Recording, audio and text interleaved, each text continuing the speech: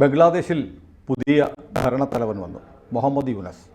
2006 Nobel സമ്മാനം കിട്ടിയ ആളാണ് ഡോക്ടർ മുഹമ്മദ് യൂനസ്. മുഹമ്മദ് യൂനസിൻ്റെ ഈ വരവിനെ കുറിച്ച് പറയുമ്പോൾ ബംഗ്ലാദേശിൻ്റെ ചില ചരിത്രവുമായി ബന്ധപ്പെട്ട ചില കാര്യങ്ങളുണ്ട്. 1971 ബംഗ്ലാദേശ് എന്ന രാജ്യം പാകിസ്ഥാനിൽ നിന്ന് വിഭജിച്ചുണ്ടാകുന്നത്. 1974 മുജീബുർ റഹ്മാൻ, അദ്ദേഹമാണ് ബംഗ്ലാദേശിൻ്റെ രാഷ്ട്രപിതാവ്. ഒരു കലാപമുണ്ടായി, മുജീബുർ റഹ്മാനെയും കുടുംബാംഗങ്ങളെ എല്ലാവരെയും കൂട്ടക്കൊല ചെയ്തു. നമ്മുടെ ഇപ്പോഴത്തെ പ്രധാനമന്ത്രി ആയിരുന്ന, സ്ഥാനമൊഴിഞ്ഞ പ്രധാനമന്ത്രി ഹസീന അന്ന് വിദേശത്തായതുകൊണ്ട് കൊല്ലപ്പെടാതെ രക്ഷപ്പെട്ടു. ഈ 74 തന്നെ ബംഗ്ലാദേശിൽ പുതിയൊരു സംരംഭം ഉണ്ടായി. അന്ന് മുതൽ മുഹമ്മദ് യൂനസിൻ്റെ പേര് കേൾക്കുന്നുണ്ട്. മുഹമ്മദ് യൂനസിൻ്റെ ഈ സംരംഭം പറഞ്ഞാൽ നമ്മുടെ പ്രേക്ഷകർക്ക് വളരെ എളുപ്പം മനസ്സിലാവും. നമ്മൾ സ്വയം സഹായ സംഘങ്ങളുണ്ടല്ലോ, SH ഗ്രൂപ്പുകൾ, സെൽഫ് ഹെൽപ്പ് ഗ്രൂപ്പുകൾ, 10 അല്ലെങ്കിൽ 20 ആളുകൾ ചേർന്നിട്ട് ഗ്രൂപ്പ് ഉണ്ടാക്കുന്നു. ഗ്രൂപ്പുകളിലുള്ള ആളുകൾക്ക് ലോൺ കൊടുക്കുന്ന ഒരു പദ്ധതി. ഇത് ലോകത്താദ്യമായി ആരംഭിച്ചത് മുഹമ്മദ് യൂനസാണ്. ബംഗ്ലാദേശിലെ ഏതാണ്ട് എല്ലാ കുടുംബങ്ങളെയും ഈ SH ഗ്രൂപ്പുകളിൽ ചേർക്കാൻ മുഹമ്മദ് യൂനസിന് കഴിഞ്ഞു. ഇതിന് പണം മുഹമ്മദ് യൂനസിന് എവിടെ നിന്ന് കിട്ടി എന്നുള്ള ചോദ്യം വലിയ ഒരു മില്യൺ ചോദ്യമാണ്. അതിൻ്റെ ഉത്തരം ഫോർഡ് ഫൗണ്ടേഷൻ എന്നാണ്. ഫോർഡ് ഫൗണ്ടേഷൻ എന്ന് പറഞ്ഞാൽ അമേരിക്കയുടെ CIA കീഴിലുള്ള ഇത്തരം വിവിധ രാജ്യങ്ങളിലെ വിവിധ സാംസ്കാരിക പ്രവർത്തനങ്ങൾ എന്ന മറവിൽ ഫണ്ട് കൊടുക്കാനുള്ള ഒരു ഏജൻസിയാണ്. അത് അവാർഡുകൾ കൊടുക്കും, ധനസഹായം കൊടുക്കും, അങ്ങനെ പല കാര്യങ്ങളും ഫോർഡ് ഫൗണ്ടേഷൻ ചെയ്യും. അതൊക്കെ ആയിട്ട് ഇപ്പോൾ ജോർജ് സോറോസിനൊക്കെയുള്ള കണക്ഷൻ നമ്മൾ സമീപകാലത്ത് കിട്ടിയിട്ടുണ്ട്. ഈ ഫോർഡ് ഫൗണ്ടേഷൻ്റെ ഫണ്ടിലൂടെ ഇദ്ദേഹം ആരംഭിച്ച SH ഗ്രൂപ്പുകൾ ബംഗ്ലാദേശിൽ വളരെ വ്യാപകമായി. ബംഗ്ലാദേശിലെ മുഴുവൻ ജനങ്ങളും ഇവരുടെ ഒരു കടക്കെണിയിൽപ്പെട്ടു. അവർക്ക് ഒരു ലേസിനെസ് പോലും ഉണ്ടായി. അതായത് വെറുതെ ഇരുന്ന് കാശ് കിട്ടും, ഈ പൈസ പതുക്കെ അടച്ചാൽ മതി. ഒരു നെറ്റ്വർക്ക് ഉണ്ടാക്കി. ഒരു രാജ്യത്തെ മുഴുവൻ ജനങ്ങളെയും ഈ നെറ്റ്വർക്കിന്, അമേരിക്കൻ ഫണ്ടിൻ്റെ നെറ്റ്വർക്കിൽ പെടുത്തിയ ആളാണ് മുഹമ്മദ് യൂനസ്. അത് കഴിഞ്ഞു ബംഗ്ലാദേശിൽ ഈ പ്രസ്ഥാനം വലിയ തോതിൽ വളർന്നു. 83 മുതൽ 96 വരെയുള്ള കാലഘട്ടത്തിൽ മുഹമ്മദ് യൂനസ് ബംഗ്ലാദേശിലെ ഏറ്റവും വലിയ ബാങ്കായി മാറി. ബംഗ്ലാദേശിൻ്റെ എക്കണോമി എങ്ങനെയെന്ന് തീരുമാനിക്കുന്നത് മുഹമ്മദ് യൂനസ് ആയിരുന്നു. അതിനിടയ്ക്കാണ് 2006, 2021 കാലത്ത് ഹസീന വരുന്നത്. ഹസീന സ്വാഭാവികമായും ഈ സംവിധാനത്തെ, അത് രാജ്യത്തിൻ്റെ സമ്പദ്ഘടനയും ജനങ്ങളുടെ സ്വതന്ത്രമായ നീക്കങ്ങളും ഒരു ധനകാര്യ സ്ഥാപനം നിയന്ത്രിക്കുന്ന സാഹചര്യത്തിനെതിരായിരുന്നു ഹസീന. അതുകൊണ്ട് പതുക്കെ മുഹമ്മദ് യൂനസിൻ്റെ ചിറകരിഞ്ഞു ഹസീന. എന്നിട്ട് സ്വന്തം നിലയ്ക്കുള്ള സാമ്പത്തിക പരിഷ്കരണങ്ങളെല്ലാം കൊണ്ടുവന്ന് ഇന്ത്യയിലെ നരേന്ദ്രമോദിയെ ഏറ്റവും കൂടുതൽ വിമർശിക്കുന്ന ദുവറാത്തിയെ പോലെയുള്ള യൂട്യൂബർമാർ വരെ ഹസീനയുടെ കാലത്ത് GDPയിൽ ബംഗ്ലാദേശ് വലിയ കുതിച്ചുകയറ്റം ഉണ്ടാക്കി എന്ന് പറഞ്ഞു. അങ്ങനെ മുഹമ്മദ് യൂനസിനെ ഇല്ലായ്മ ചെയ്ത ആളാണ് ഹസീന. ഒരു വലിയ സാമ്പത്തിക ശക്തിയെ തകർത്തു. അതിൻ്റെ ഫണ്ടെന്ന് പറയുന്നത് അമേരിക്കൻ ഫണ്ടാണ്. അപ്പോൾ അമേരിക്കയ്ക്കെതിരെയുള്ള ഒരു യുദ്ധമാണ് ഹസീന നയിച്ചത്. ഇതാണ് ഒന്നാമത്തെ കാര്യം. ഒരു 3-4 മാസം മുമ്പ് മാഷ് ശ്രദ്ധിച്ചിരിക്കും, നമ്മൾ ABCയിൽ നമ്മളൊരു ചർച്ച നടത്തിയിരുന്നു. അത് ഹസീന നടത്തിയ ഒരു സ്റ്റേറ്റ്മെൻറ്റ് നമ്മുടെ പത്രങ്ങളിലൊന്നും ഉണ്ടായിരുന്നില്ല. വൈറ്റ് മാൻ, വളരെ പവർഫുള്ളായിട്ടുള്ള ഒരു വൈറ്റ് മാൻ വന്ന് എന്നോട് ആവശ്യപ്പെട്ടിരിക്കുന്നു, ബംഗ്ലാദേശിൻ്റെ ഒരു ഭാഗം, മ്യാൻമറിൻ്റെ ഒരു ഭാഗം, ഇന്ത്യയുടെ ഒരു ഭാഗം, ഇത്രയും ചേർത്ത് ഒരു ക്രിസ്ത്യൻ രാജ്യം ഉണ്ടാക്കണം എന്ന് എന്നോട് ആവശ്യപ്പെട്ടു.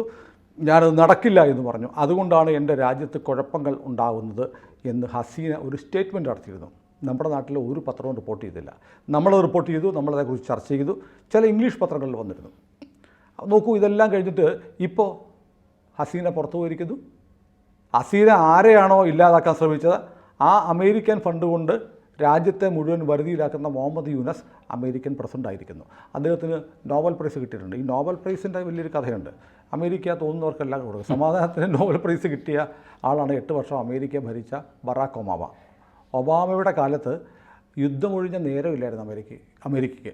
Iraq, Afghanistan, Syria, Libya, Yemen, Somalia, Pakistan തുടങ്ങിയ എല്ലാ രാജ്യങ്ങളിലും അമേരിക്ക നിരന്തരം യുദ്ധം നടത്തിയ, ഏറ്റവും കൂടുതൽ യുദ്ധം നടത്തിയ അമേരിക്കൻ പ്രസിഡൻ്റാണ് ഒബാമ. ഒബാമയ്ക്ക് കിട്ടി സമാധാനത്തിലുള്ള നോബൽ പ്രൈസ്. നമ്മുടെ ഇവിടെ ബുക്കർ പ്രൈസ്, മാക്സസെ എന്നൊക്കെ പറയുന്ന അരുന്ധതി റോയ്ക്കും ഒക്കെ കിട്ടിയിട്ടുണ്ട്. അമർത്യ സെന്നിന് കിട്ടിയിട്ടുണ്ട്. അപ്പോൾ അവരുടെ രാഷ്ട്രീയ താല്പര്യങ്ങൾക്ക് വേണ്ടി നൊബേൽ പ്രൈസൊക്കെ കൊടുക്കുന്നത് അമേരിക്കയുടെ ഒരു രീതിയാണ്. പക്ഷേ അമേരിക്ക ഒബാമയുടെ കാലത്ത് അമേരിക്ക ഇടപെട്ട സ്ഥലങ്ങളിലൊക്കെ, ഇപ്പോൾ അഫ്ഗാനിസ്ഥാൻ തൊട്ട് യമൻ, സിമിയ, സോമാലിയ ഒക്കെ നോക്കൂ, സിറിയ ഒക്കെ നോക്കിയാൽ അവിടെയൊക്കെ പിന്നീട് സ്വാഭാവികമായും IS വന്നിട്ടുണ്ട്, ലഷ്കർ വന്നിട്ടുണ്ട്.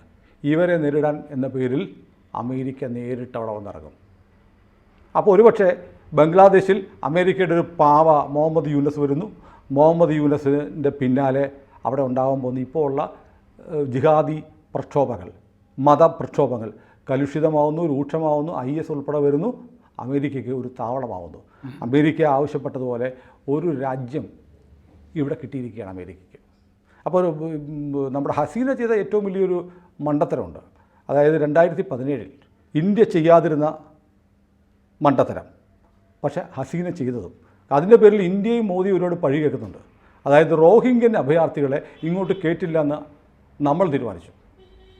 ഹസീന പക്ഷേ വാതിൽ തുറന്നു കൊടുത്തു. ഈ റോഹിംഗ്യൻസാണ് ബംഗ്ലാദേശിനെ ഇന്ന് കത്തിച്ചുകൊണ്ടിരിക്കുന്നത്. ഇതാണ് ഇപ്പോൾ ബംഗ്ലാദേശിൻ്റെ പുതിയ രാഷ്ട്രീയ സാഹചര്യം. ഇതൊന്നും നമ്മുടെ മലയാളത്തിലെ മാധ്യമങ്ങൾ പറയത്തില്ല. കാരണം അവർക്ക് അതിനകത്ത് ചില താടിയുള്ള യജമാനന്മാരെ പേടിയാണ്. അപ്പോൾ മുഹമ്മദ് യൂനസ് അങ്ങനെ ഇന്ന് അധികാരത്തിലേക്ക് എത്തിയിരിക്കുകയാണ്. ഇതിനെ എങ്ങനെയാണ് പിയേഴ്സൺ മാഷ് കാണുന്നത്? അല്ലേ, മുഹമ്മദ് യൂനസിൻ്റെ പ്രവർത്തനം എന്ന് പറയുന്നത് അമേരിക്കയുടെ ഒരു പ്രവർത്തനമായിട്ട് മാറിത്തീർന്നാൽ, അങ്ങനെ മാറിത്തീരാനുള്ള സാധ്യതയാണ് നമ്മൾ കൂടുതൽ കാണുന്നത്. കാരണം ഒന്ന്, അദ്ദേഹത്തിൻ്റെ മൈക്രോ ഫിനാൻസ് പ്രോസസ്സ് തന്നെ ഗുണകരമായിരുന്നില്ല എന്ന് അതിനൊക്കെ വിമർശിച്ചിരുന്ന ആളുകൾ, ഇപ്പം നമ്മളടക്കമുള്ള ആളുകൾ പറഞ്ഞിട്ടുള്ളൊരു കാര്യമാണ്. പക്ഷേ വലിയ തോതിൽ ലോകത്ത് മുഹമ്മദ് യൂനസിനെ പൊക്കിക്കൊണ്ട് നടന്നിരുന്നതാണ് ആ മൈക്രോ ഫിനാൻസ് സംവിധാനത്തെയും. അത് ഇപ്പം നമ്മളുടെ പ്രദേശത്തായി കഴിഞ്ഞാലും മൈക്രോ ഫിനാൻസ് എങ്ങനെയാണ് ആളുകളെ രാഷ്ട്രീയവൽക്കരിക്കുക, അത് ഉള്ളൊരു വളരെ പ്രധാനപ്പെട്ട ഒരു പരിപാടി. ഇവിടെ നമുക്ക് അറിയാം, ഞാനതിൻ്റെ പേരൊന്നും പറയുന്നില്ല, ഇവിടെയും ഒരുപാട് മൈക്രോ ഫിനാൻസ് പദ്ധതികളൊക്കെ. അല്ല, എനിക്കറിയാവുന്ന ഒരാളുണ്ട്, മുഹമ്മദ് യൂനസിൻ്റെ അടുത്തുനിന്ന് പോയി നേരിട്ട് പരിശീലനം കിട്ടി പാലക്കാട് ജില്ലയിൽ മൈക്രോ ഫിനാൻസിങ് സംരംഭങ്ങൾ നടത്തുന്ന ഒരാളെ എനിക്കറിയാം. അദ്ദേഹം US സിറ്റിസൺഷിപ്പ് ഉള്ള ആളാണ്. വലിയ തോതിൽ ഒരു ഗ്രാമത്തിലെ പ്രദേശത്തുള്ള ജനങ്ങളെ മുഴുവൻ വലിയ സ്ഥാപനങ്ങളൊക്കെ നടക്കുന്നുണ്ട്. ഇത് ഇപ്പം വന്നിട്ട് നമ്മുടെ നാട്ടിലെ ഏറ്റവും വലിയ ബ്ലേഡ് കമ്പനിയായി മാറിയിരിക്കുക മൈക്രോ ഫിനാൻസ് അല്ലേ. മൈക്രോ ഫിനാൻസിൻ്റെ ഒരു പ്രധാനപ്പെട്ട പ്രശ്നം പലതരത്തിലും രാഷ്ട്രീയവൽക്കരണം, ഈ പൊളിറ്റിക്കലാക്കിയ ആളുകളെ മാറ്റുക എന്ന് പറയുന്നതിൽ ഇത് പ്രധാനപ്പെട്ട പങ്ക് വഹിക്കുന്നുണ്ട്. അത് അതിൻ്റെ മറ്റൊരു രൂപമാണ് നമ്മുടെ സർക്കാരിൻ്റെ കുടുംബശ്രീ വഴി നടക്കുന്നത്. അതിൻ്റെ കാര്യം എന്താണെന്ന് വെച്ച് കഴിഞ്ഞാൽ ആളുകൾക്കായ ഈ പൈസ കിട്ടുന്നവരോട് ഉള്ള ഒരു പ്രതിപത്തി, നമുക്ക് പൈസ കൊണ്ടു തരുന്നു, അവനോട് പ്രതിപത്തി, അവൻ്റെ ഒരു അടിമയായി അവൻ പറയുന്ന കാര്യങ്ങളൊക്കെ ശരിയാണെന്നുള്ള രീതിയിൽ പ്രവർത്തിക്കുന്ന രീതി വളരെ കൃത്യമായിട്ടുള്ള രീതിയിൽ വർക്കൗട്ട് ചെയ്തുകൊണ്ടിരിക്കുകയാണ് ഗ്രാമങ്ങളിൽ. ശരി, അതിൻ്റെ ഒരു ഉസ്താദാണ് യഥാർത്ഥത്തിൽ മുഹമ്മദ് യൂനസ് എന്ന് പറയുന്ന വ്യക്തി. 74 ആരംഭിച്ച് രാജ്യത്തെ മുഴുവൻ ജനങ്ങളെ ഈ ട്രാപ്പ് അങ്ങനെയാണ്. അതൊരു ട്രാപ്പ് തന്നെയാണ്. ട്രാപ്പാണെന്ന് പിന്നീടാണ് തിരിച്ചറിയപ്പെടുന്നത്. എന്നാൽ ഹസീനയുടെ കാലത്ത് തീർച്ചയായിട്ടും GDP വലിയ വളർച്ചയുണ്ടായി. അവർ ബംഗ്ലാദേശിൻ്റെ ഐഡൻറ്റിറ്റിയെ വളർത്തി നിലനിർത്താനായിട്ട് പരിശ്രമിക്കുകയാണ് ചെയ്യുന്നത്. പക്ഷേ നേരത്തെ പറഞ്ഞ പോലെ രോഹിംഗ്യ അഭയാർത്ഥികളെല്ലാം കയറി അവരുടെ അതുവരെ ഉണ്ടായിരുന്നിട്ടുള്ള ബാലൻസ് തകർന്നു പോവുകയും ആ ഇംബാലൻസിലാണ് എനിക്ക് തോന്നുന്നു അവിടെ ഇപ്പോൾ ഈ വർഗീയവാദികൾക്ക് അതിശക്തമായിട്ടുള്ള രീതിയിൽ പ്രവർത്തിക്കാനായിട്ടുള്ള അങ്ങനെ ഒരു പ്രശ്നം. നമ്മൾ മൈഗ്രേറ്റഡ് പീപ്പിളിനോട് നമ്മൾ പലപ്പോഴും വളരെ കാരുണ്യപരമായിട്ടുള്ള മനസ്സോട് പ്രവർത്തിക്കുന്ന, കാരണം രാജ്യമില്ലാതെ അവർ ഏത് വിഭാഗത്തിൽപ്പെട്ട ആളുകളായാലും. അത് പക്ഷേ പിന്നീട് കുറേ കഴിയുമ്പോൾ സംഭവിക്കുന്നത് ഈ ആരാണോ അഭയാർത്ഥികൾക്ക് അഭയം കൊടുത്തിട്ടുള്ളത് അവർക്കെതിരായിട്ടുള്ള ഉപദ്രവമായിട്ട് മാറിത്തീരുകയാണ് ചെയ്യുന്നത്. അത് പുതിയ കാലത്തിൻ്റെ ഒരു പ്രത്യേകത കൂടിയായിട്ട് നമുക്ക് തോന്നുന്നുണ്ട്. മുമ്പില്ലാത്ത തരത്തിൽ അത് അങ്ങനെ വരുന്നുണ്ട് എന്നുള്ളതാണ്. ഇതൊക്കെ ഇന്നത്തെ നമ്മുടെ ഒരു പൊളിറ്റിക്കൽ ഷെനാരിയോയിൽ വലിയ വലിയ പ്രശ്നങ്ങൾ തന്നെയാണ്. കാരണം അമേരിക്ക എനിക്ക് നേരത്തെ നമ്മൾ ഈ ഇരുധ്രുവ ലോകം ആയിരുന്നു നമുക്കുണ്ടായിരുന്നു, ബൈപ്പോളാർ വേൾഡ് എന്ന് പറയും. അത് സോവിയറ്റ് റഷ്യയുടെ തകർച്ചയോട് ഫലമായിട്ട് അത് യൂണിപോളാർ വേൾഡായി മാറുകയും ലോകത്തിൻ്റെ പോലീസുകാരനായിട്ട് അമേരിക്ക മാറുകയും ചെയ്തു. അങ്ങനെ ലോകത്തെല്ലായിടത്തും കയറി മേയാം എന്ന് പറയുന്ന അവരുടെ ഒരാഗ്രഹം. പഴയ കാലത്ത് ഒരു ബോംബും തോക്കും അതുപോലെ പീരങ്കിയൊക്കെ ആയിട്ടാണ് പോയിരുന്നെങ്കിൽ ഈ പുതിയ കാലത്ത് എന്ന് പറഞ്ഞിട്ടുണ്ടെങ്കിൽ അതിൽ നിന്ന് വ്യത്യസ്തമായിട്ട് അവരുടെ ഉൽപ്പന്നങ്ങളുമായിട്ട് ഒരു പ്രദേശത്ത് ചെല്ലുകയും അതാത് രാജ്യത്തിൻ്റെ കൾച്ചറിനെ അൾട്ടിമേറ്റ് മറിക്കാൻ ശ്രമിക്കുകയും ചെയ്യാണ്. ഇപ്പോൾ നമ്മുടെ ഇവിടെ തന്നെ നമുക്കറിയാം, മക്ഡൊണാൾഡ് അതേപോലെയുള്ള സംഭവങ്ങളൊക്കെ കൊണ്ടുവന്ന് നമ്മളുടെ ഭക്ഷണ രീതികളെ തന്നെ ഇവന്മാരെ അട്ടിമറിച്ചിട്ടുണ്ട്. ശരിക്കും പറഞ്ഞ് ഇവർക്കതിന് പ്രത്യേക തരത്തിലുള്ള, അതായത് നമ്മൾ പിന്നെയും പിടിച്ചു നിൽക്കുന്നത് എന്താണെന്ന് വെച്ചാൽ നമ്മുടെ സ്വസിദ്ധമായിട്ടുള്ള ഒരു സ്വഭാവ സവിശേഷതയിൽ ഊന്നൽ നൽകി പലപ്പോഴും പ്രവർത്തിക്കുന്നതിൻ്റെ ഫലമായിട്ടാണ്. അങ്ങനെ പ്രവർത്തിക്കുമ്പോൾ മാത്രമാണ് അതാത് ജനതയുടെ കൾച്ചറൽ ഐഡൻറ്റിറ്റിയെ നിലനിർത്താനായിട്ട് ഇവരാദ്യം ചെയ്യുന്നത് ഈ കൾച്ചറൽ ഐഡൻറ്റിറ്റി തകർക്കുകയാണ് ചെയ്യുന്നത്. അല്ല, അത് എം ഡി മാത്രം കൊക്കക്കോളയും മക്ഡൊണാൾഡും മാത്രമൊന്നുമല്ല. അല്ല, നമ്മുടെ നാട്ടിൽ നമുക്ക് വളരെ പെട്ടെന്നാണ് അറേബ്യൻ ഫുഡ് മന്തി ചാടിയിരിക്കുന്നത്. എല്ലാ സാധനങ്ങളും യമനീസ് കുഴിമന്തി. അത് ശരി. ഇങ്ങനെ ഒരുപാട് സാധനങ്ങൾ കയറി നമ്മളുടെ സാധനങ്ങളുണ്ടല്ലോ. നമ്മുടെ ഫുഡ് കൾച്ചർ, ഭക്ഷ്യ സംസ്കാരം തന്നെ മാറ്റിക്കളഞ്ഞു ശരിക്കും പറഞ്ഞു. ഇങ്ങനെ പുതിയ കാലത്തെ ഒരു അധിനിവേശത്തിൻ്റെ രീതികൾ എന്ന് പറഞ്ഞാൽ ഈ ഭക്ഷണം അധിനിവേശം തന്നെയാണ്. അധിനിവേശമാണ്. ആ തരത്തിലുള്ള ഒരു അധിനിവേശത്തിനുള്ള വഴിയൊരുക്കലുകളാണ് പലപ്പോഴും ഈ ഫോർഡ് ഫൗണ്ടേഷൻ പോലെയുള്ളതായിട്ടുള്ള സംവിധാനങ്ങൾ എല്ലാ രാജ്യത്തും ചെയ്തുകൊണ്ടിരിക്കുന്നത് ഞാൻ മനസ്സിലാക്കി. അപ്പോൾ ഇവരതിനകത്ത് പെട്ട് കഴിഞ്ഞു. അവർ പെട്ടതിൻ്റെ ഒരു റിസൾട്ടാണ് ഇപ്പോൾ നമ്മൾ കണ്ടുകൊണ്ടിരിക്കുന്നത്. ഇപ്പോൾ നമുക്ക് ഇതിനോട് വലിയൊരു പങ്ക്, അല്ലെങ്കിൽ ഇക്കാര്യത്തിലുള്ള പങ്കെന്ന് പറഞ്ഞാൽ നമ്മളെ ഒരു ഘട്ടത്തിൽ ബംഗ്ലാദേശ് നിർമ്മിതിക്ക് വേണ്ടിയിട്ട്, മുജീബ് റഹ്മാനൊക്കെ വേണ്ടിയിട്ട് നമ്മുടെ രാജ്യം എന്ന് പറയുന്നത് ഒരുപാട് സമ്പത്ത് ചെലവഴിച്ചിട്ടുണ്ട്. പിന്നെ നമ്മുടെ സൈനികർ നേരിട്ട് അതിൽ പങ്കെടുത്തു. കോടിക്കണക്കിന് രൂപയാണ് നോക്കുന്നത്. യഥാർത്ഥത്തിൽ ഇന്ദിരാഗാന്ധി അടിഞ്ഞുപോയത് ആ ഒരു കാര്യത്തിലായിരുന്നു. ഇന്ദിരാഗാന്ധിയെ ധീര വനിതയായിട്ട് ആ കാര്യത്തിൽ വാഴ്ത്തുന്നുണ്ടെങ്കിലും സാമ്പത്തികമായിട്ട് അവർ തകർന്നു പോവുകയും അടിയന്തരാവസ്ഥയിലെ കാര്യങ്ങളൊക്കെ പോകുന്നതിന് പ്രധാനമായിട്ട് കാരണമായി മാറിയത് പോലും യഥാർത്ഥത്തിൽ ഇതായിരുന്നു. അന്ന് ഇന്ദിരാഗാന്ധി ഉയർത്തിയ പ്രധാനപ്പെട്ട മുദ്രാവാക്യമായിരുന്നു ഗരീബി ഘട്ടാവോ എന്ന് പറയും. അത് നടപ്പിലാക്കാൻ കഴിഞ്ഞില്ല എന്ന് മാത്രമല്ല, അന്നുണ്ടായിരുന്ന മുദ്രാവാക്യം തന്നെയാണ്. ആ ദാരിദ്ര്യത്തെ ഇരട്ടിക്കാനാണ് ഈ ബംഗ്ലാദേശിലെ അന്നത്തെ സംഭവവികാസങ്ങൾ നമ്മളെ സഹായിച്ചു. ഇപ്പോൾ പലരും ചോദിക്കുന്നുണ്ട് ഇന്ത്യക്ക് വേണമെങ്കിൽ ബംഗ്ലാദേശിലേക്ക് ഇടപെട്ടുകൂടെയെന്ന്. അത് നമ്മളെ സംബന്ധിച്ച് വലിയ ബർഡനായിരിക്കും. അല്ല, നമ്മൾ ഇടപെടാൻ പാടില്ല. നമ്മളെന്നല്ല, ഒരു രാജ്യം ഇനി മറ്റു രാജ്യങ്ങളുടെ കാര്യങ്ങളിൽ ഇടപെടാതിരിക്കുന്നതാണ് അവരുടെ സാമ്പത്തികമായിട്ടുള്ള ഭദ്രത. അല്ലെങ്കിൽ അമേരിക്ക ചെയ്യുന്ന പോലെ കുട്ടിച്ചോറാക്കാൻ വേണ്ടി പോകണം. അമേരിക്ക കുറെ കഴിയുമ്പോൾ അമേരിക്ക സ്വയം കുട്ടിച്ചോറാവുന്ന അവസ്ഥയിലേക്ക് എത്തും. അത് പല സ്ഥലങ്ങളിലും. ബറാക് ഒബാമയുടെ കാലത്ത് 8 വർഷക്കാലം ഉണ്ടായ നിരന്തര യുദ്ധങ്ങളാണ് അമേരിക്കയുടെ സാമ്പത്തിക തകർച്ചയിലേക്ക് എത്തിച്ചത്. അത് കാരണം സാമ്പത്തികമായ ഭദ്രത തകർക്കുന്ന ഒരു പ്രക്രിയയാണ് യഥാർത്ഥത്തിൽ മിലിറ്ററി ഓപ്പറേഷൻസ് എന്ന് പറയുന്നത്. അത് തിരിച്ചറിഞ്ഞില്ലെങ്കിൽ എനിക്ക് തോന്നുന്നു ഇക്കാര്യത്തിൽ നമ്മൾ ഗവൺമെൻറ് എടുത്ത നിലപാട് ഞാൻ അതിനെ ന്യായീകരിക്കുകയാണ് ചെയ്യുന്നത്. അതിൻ്റെ അകത്ത് ഇടപെടാതിരിക്കുന്നതാണ് നല്ലത്. കാരണം ഇടപെട്ടാൽ ഗവൺമെൻറ് കുഴപ്പത്തിലായ പിന്നെ ജനങ്ങളാണ് കുഴപ്പത്തിലാകും. ആദ്യം നമ്മുടെ തലയിലേക്കാണ് വന്നു ചേരുക. ആദ്യം പറഞ്ഞൊരു കാര്യം ഞാൻ മാഷ് ഓർക്കുന്നുണ്ടോ? ഞാൻ പറഞ്ഞത്, അതായത് ഹസീന പറഞ്ഞൊരു കാര്യമുണ്ട്. ഒരു വൈറ്റ് മാൻ, അതിശക്തനായൊരു വെള്ളക്കാരൻ എനിക്ക് വന്ന് കണ്ടു. ഇവിടെ ഒരു ക്രിസ്ത്യൻ രാജ്യം വേണം.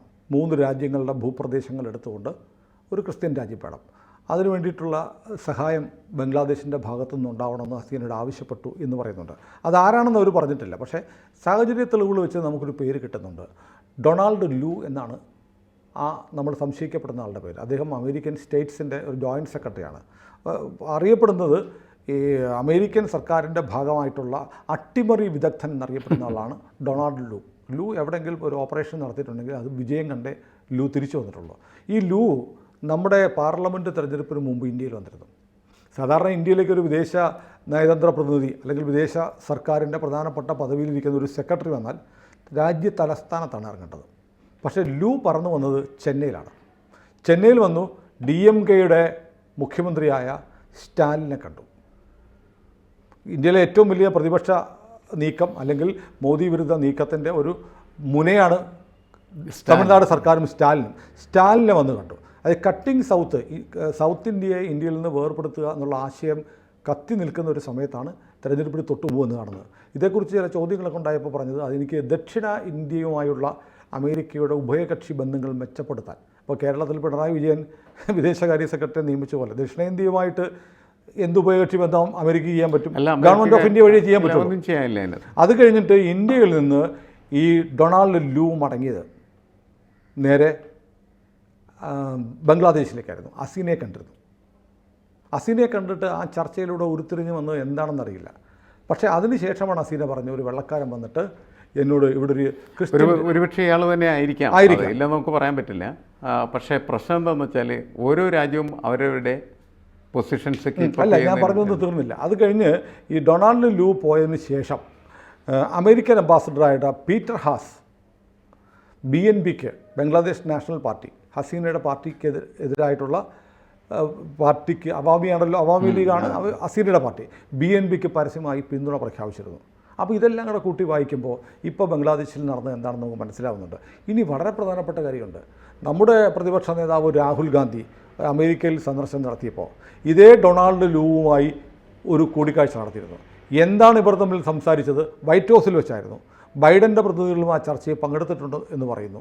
അപ്പോൾ എന്തായിരുന്നു ആ ചർച്ച, അതിൻ്റെ ഔട്ട്കം പുറത്തു വന്നിട്ടില്ല. പക്ഷേ ബംഗ്ലാദേശിൽ നടന്ന ചർച്ചകളുടെയും ഇടപെടലിൻ്റെയും ഔട്ട്കം പുറത്തു വന്നു. അപ്പോൾ ഇന്ത്യയിലും ഒരു പക്ഷേ ഇത്തരം ചില ഓപ്പറേഷൻസിന് അമേരിക്കൻ ശക്തി അല്ലെങ്കിൽ അമേരിക്കൻ ഡീപ്പ് സ്റ്റേറ്റ് മുന്നോട്ട് വെക്കുന്ന 2 കരുക്കൾ, ഒന്ന് അരവിന്ദ് കെജ്രിവാളായിരുന്നു. കെജ്രിവാൾ ജയിലിൽ, ഇന്ത്യ ഫലപ്രദമായി ഇടപെട്ട് കെജ്രിവാൾ ജയിലിൽ പോയി. കാരണം കെജ്രിവാളിനെ അറസ്റ്റ് ചെയ്തപ്പോൾ അമേരിക്ക ഉൾപ്പെടെ ലോകത്തിലെ പല രാജ്യങ്ങളും പ്രതികരിച്ചു. എന്നാൽ നമ്മുടെ ഛത്തീസ്ഗഡ് മുഖ്യമന്ത്രിയെ സോറനെ അറസ്റ്റ് ചെയ്തപ്പോൾ ഒരാളും പ്രതികരിച്ചില്ല, കെജ്രിവാളിൻ്റെ കാര്യത്തിൽ മാത്രം. അപ്പോൾ എന്തായാലും ഇന്ത്യ എന്ന് പറയുന്നത് രാജ്യവും ഇന്ത്യയുടെ രാഷ്ട്രീയവും അമേരിക്കൻ ഏജൻസികളുടെ സവിശേഷ ശ്രദ്ധയിൽ നിൽക്കുന്ന ഒരു കാര്യമാണ്.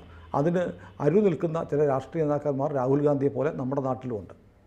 അല്ല, ഇത് ഇപ്പോൾ അമേരിക്ക ഇപ്പോൾ മാത്രമല്ലല്ലോ, എത്രയോ കാലമായിട്ട് CA പോലെയുള്ളതായിട്ടുള്ള സംവിധാനങ്ങളിലൂടെ മറ്റ് രാജ്യങ്ങളുടെ കാര്യങ്ങളിൽ ഇടപെടുകയും അവരുടെ താല്പര്യം നടപ്പിലാക്കാനായിട്ട് പരിശ്രമിക്കുകയും ചെയ്തിട്ടുള്ളതാണ്. കേരളത്തിൽ പോലും ഒരു പഴയ കാലത്ത് ഓപ്പറേഷൻ നടത്തിയിട്ടുള്ളതാണ്.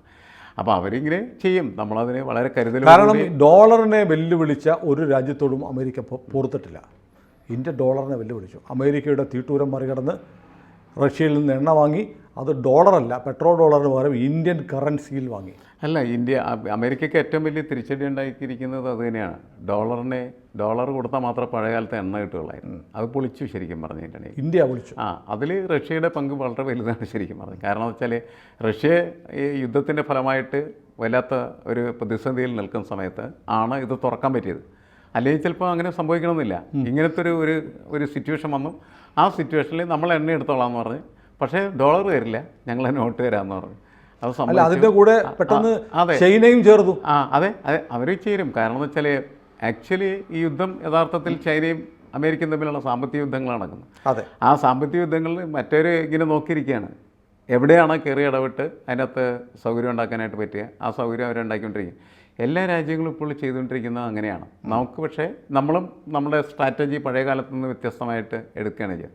നമ്മളുടെ നേട്ടങ്ങൾക്ക് ആവശ്യമായിട്ടുള്ള രീതിയിൽ കാര്യങ്ങൾ ചെയ്യുക. പഴയ നമ്മളിപ്പോൾ നോൺ അലൈൻമെൻറ്റ് മൂവ്മെൻറ്റ്, അതിനൊന്നും യാതൊരു പ്രസക്തിയില്ല. ഒന്ന്, ഈ ബൈപ്പോളാർ വേൾഡ് അസ്തമിച്ചതോടെ അത് അവസാനിച്ചു. അപ്പോൾ ഓരോ രാഷ്ട്രങ്ങളും അവരവരുടെ താല്പര്യങ്ങൾ അങ്ങനെ വന്നതുകൊണ്ടാണ് യഥാർത്ഥത്തിൽ ഈ ഇസ്രായേലിന് ഇങ്ങനെ എല്ലാം ചെയ്യാൻ പറ്റുന്ന തരത്തിലുള്ള ഒരു പൊളിറ്റിക്കൽ സിറ്റുവേഷൻ ലോകത്തുണ്ടാക്കിയിരിക്കുന്നത്. പല രാഷ്ട്രങ്ങളും അങ്ങനെ ആയിരിക്കും. ആരും നമ്മൾ പറയുന്ന ഒരു സെൽഫ് സെൻറ്റേഡ് ആവുകയാണ്. എല്ലാവർക്കും താല്പര്യങ്ങളുണ്ട്. അതെ, അപ്പോൾ ഓരോരും നമ്മുടെ താല്പര്യം സംരക്ഷിക്കലാണ് നമുക്ക് ഏറ്റവും പ്രധാനപ്പെട്ട കാര്യം. അത് സംരക്ഷിക്കാൻ പറ്റുന്ന രീതിയിൽ നിൽക്കുക. ബംഗ്ലാദേശിൻ്റെ കാര്യത്തിൽ പോലും അങ്ങനെയാണ് ചെയ്യുന്നതെന്നാണ് ഞാൻ മനസ്സിലാക്കുന്നത്. ബംഗ്ലാദേശിൻ്റെ കാര്യത്തിൽ ഇന്ത്യക്ക് നമ്മുടെ അതിർത്തിയിൽ ഏറ്റവും കൂടുതൽ സൗഹൃദമുള്ള രാജ്യം ബംഗ്ലാദേശാണ്. ഇപ്പോൾ നോക്കുമ്പോൾ നമ്മുടെ ചുറ്റും ഭൂട്ടാൻ എന്ന് പറഞ്ഞൊരു രാജ്യമുണ്ട്. പക്ഷേ ഭൂട്ടാൻ എന്ന് പറഞ്ഞാൽ നമ്മുടെ ഒരു സാമന്ത രാജ്യം പോലെയാണ്. അവരുടെ സൈനിക കാര്യങ്ങളൊക്കെ നോക്കുന്നത് ഇന്ത്യയാണ്. ബാക്കിയുള്ള മ്യാൻമറുമായിട്ടും അത്ര നല്ല ബന്ധമല്ല. ശ്രീലങ്ക, മാൽദീവ്സ്, അഫ്ഗാനിസ്ഥാൻ, പാകിസ്ഥാൻ, ഇപ്പോൾ ബംഗ്ലാദേശ്, നേപ്പാൾ, ഇങ്ങനെ നമ്മുടെ ഇന്ത്യയെ ഇങ്ങനെ ചുറ്റി നിൽക്കുന്ന മുഴുവൻ രാജ്യങ്ങളും ഒരു ഇന്ത്യ വിരുദ്ധ മനോഭാവമുള്ള രാജ്യങ്ങളാക്കി നമ്മളെ ഒരു പത്മവ്യൂഹത്തിലാക്കുക എന്നുള്ളത് സാമ്രാജ്യത്തിൻ്റെ ഒരു അജണ്ടയാണ്. പക്ഷേ അത് നോക്കുകയും നമ്മളെ അത്യാവശ്യം ആളുകളെ നമ്മളുടെ ഒപ്പം നിർത്തുകയും ചെയ്യാന്ന് പറഞ്ഞാൽ മാത്രമല്ല, നമ്മൾ ഡോളറിനെ വെല്ലുവിളിക്കുക മാത്രമല്ല, ലോകത്തെല്ലാവരും പറയുന്നു ഇന്ത്യ അടുത്ത 5-10 വർഷത്തിനുള്ളിൽ ലോകത്തിലെ 3ാമത്തെ സാമ്പത്തിക ശക്തിയായി മാറുമെന്ന്. അതും അമേരിക്കയ്ക്കൊന്നും ചിന്തിക്കാൻ പറ്റുന്ന കാര്യമല്ല. അല്ല, കുറേ നാൾ കഴിയുന്ന സമയത്ത് എന്തായാലും ഇന്ത്യക്കും ചൈനയ്ക്കും അതിനകത്ത് നല്ല പോസിബിലിറ്റി ആണല്ലോ. കാരണം എന്ന് വെച്ചാൽ വരാൻ പോകുന്ന കാലത്ത് പൊട്ടൻഷ്യൽ എന്ന് പറഞ്ഞിട്ടുണ്ടെങ്കിൽ കസ്റ്റമേഴ്സാണ്. അതെ, അത് നമുക്ക് നന്നായിട്ടുണ്ട്, ചൈനയ്ക്ക് നന്നായിട്ടുണ്ട്. അമേരിക്കയ്ക്ക് ആ കാര്യത്തിൽ എന്തായാലും പരാജയമാണ് സംഭവിക്കാൻ സാധ്യത എന്നാണ് ഞാൻ കണക്കാക്കുന്നത്. കുറേ കാലം കഴിയുന്ന സമയത്ത് ഈ അഭ്യാസ പ്രകടനങ്ങളിലൂടെയൊന്നും പഴയ പ്രതാപം നിലനിർത്താനായിട്ട് അവർക്ക് കഴിയും എന്ന് ഞാൻ കരുതുന്നില്ല.